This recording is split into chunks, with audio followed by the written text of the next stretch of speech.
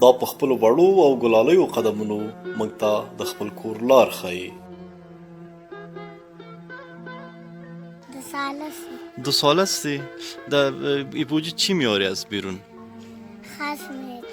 خس میچینی. دوه یا هم درې کلنه جمیله د ښار په واټونو کې د خپل د نغري د اور د تودولو لپاره په خپلو وړو لاسونو خاشاک راټولوي.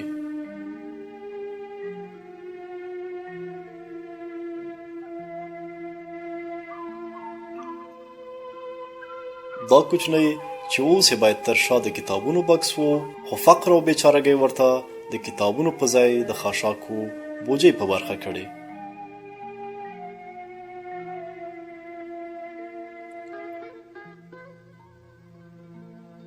پدرت چی کار میکنه؟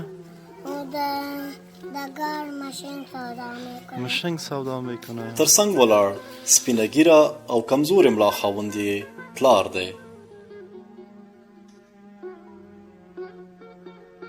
په کمزورې ملا یې د یوې لویې کورنۍ د مسؤلیت درون بار دی.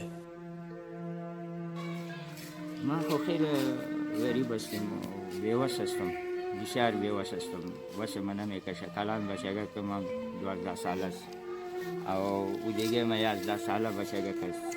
این 7 ساله است. یعنی که مثال گفت دیگه در بغل ما است. او هم مشتکس شو مادرش مریض بود.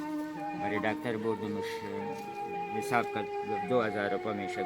مرا به بیران شدم. گفتم دکتر صاحب کتی ما یعنی 500 روپیه اگر کسی را بچه ما جمع کردسی مادرش برش آوردیم. گفت برو خیر است 500 روپیه را ما را بده، خیر است ما کردید کمک کردیم. وقتی که کرایه والا میاله ما 2 ماه سر متاو خورد است. کرایه خانه چند است؟ 5000. 5000.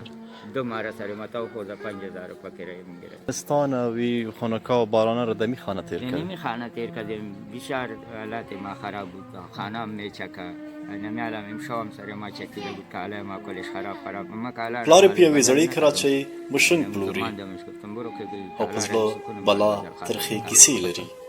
این مشکل ما داشتیم که شام برای دکتر رفتیم. پیسه تلویزیون پیسه کتیمانه بود. ما مریض خود پس آوردیم خانه. تا الان 70 سونه.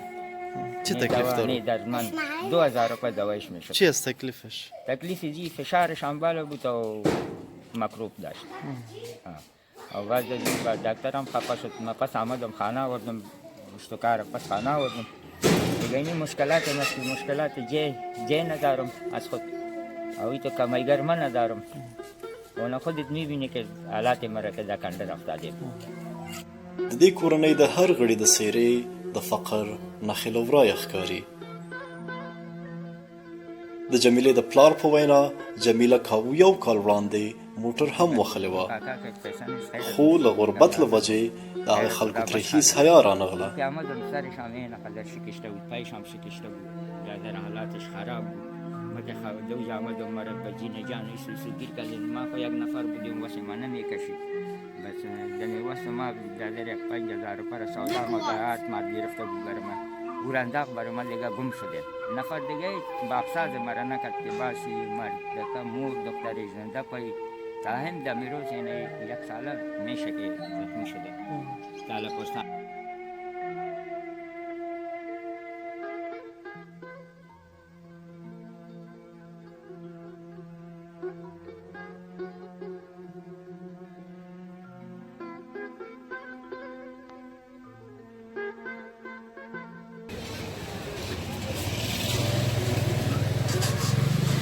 جمیله سودا خوشت آمد؟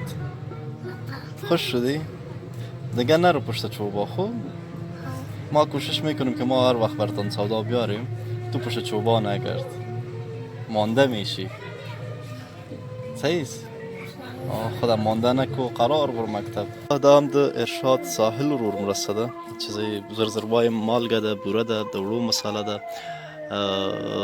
صابون ده، شامپو ده، پودر دی، بل رقم صابون دی، لوبیا دی، شوده دی، نخود دی، چای دی، دال نخود دی، ترڅنګ مۍ دي، وریجې دي، یو بوجۍ غټ وړ دي، غوړي دي، چاکلیټ دي، هګۍ دي. دا هغه سودا ده چې جمیله جانې خپله خوښه کړې.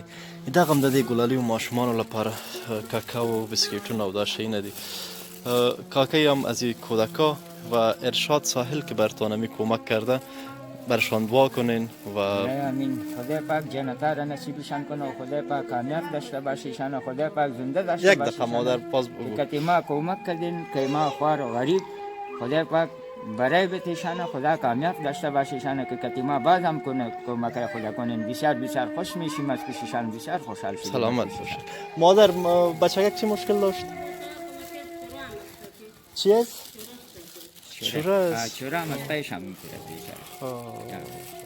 بیا توکل به خدا مادر، خدا خوب کنش، ما سلامت باشیم، بخیر باش. تشکر، خدا حافظ.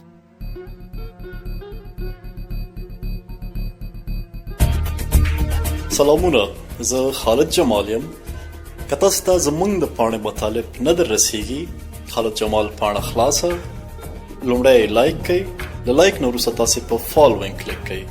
3 آپشن یې درکوي، سی فرست انتخاب او نوټیفیکیشن آن کړئ. مننه.